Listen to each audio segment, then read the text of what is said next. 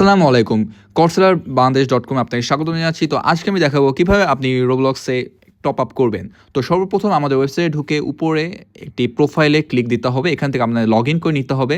তো আমি গুগল এর থেকে লগইন করব। তো কন্টিনিউ গুগলে ক্লিক দেব। তারপর কিছুক্ষণের মধ্যে একটা ইন্টারফেস আসবে। এখান থেকে আমি আমার অ্যাকাউন্টটা লগইন করে নিচ্ছি। তো সাকসেসফুলি লগইন হওয়ার পরে আমরা হোমে যাব। হোম থেকে আমরা রোবক্সটা সিলেক্ট করে নিব এবং এখান থেকে সর্বপ্রথম যে কাজটা করতে হবে মাস্ট বি আমাদের এখান থেকে অর্ডার ডেসক্রিপশনটা পড়ে নেবেন।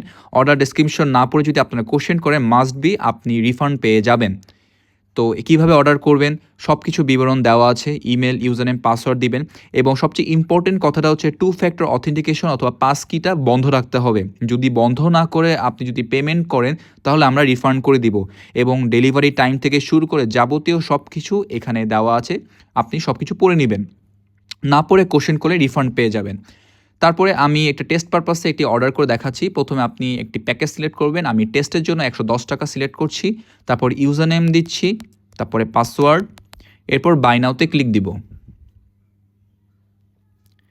এখান থেকে কন্টিনিউ প্রসিড টু চেক আউটে ক্লিক দিব। স্ট্রিট অ্যাড্রেস তো আপনার লাগবে না, একটা এনে দিয়ে দিবেন।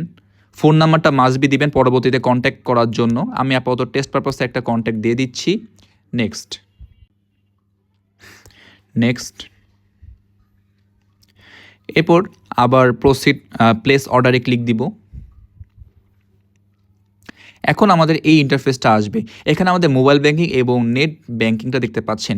যদি আপনি ব্যাংক থেকে ট্রান্সফার করতে চান তাহলে এবি ব্যাংক এবং ব্র্যাক ব্যাংকে ক্লিক দেবেন এবং মনে রাখবেন যে আমাদের ব্যাংকটা এনপিএসবি সাপোর্টেড। বিএফটিএন করলে হবে না, এটা আপনারা খেয়াল রাখবেন।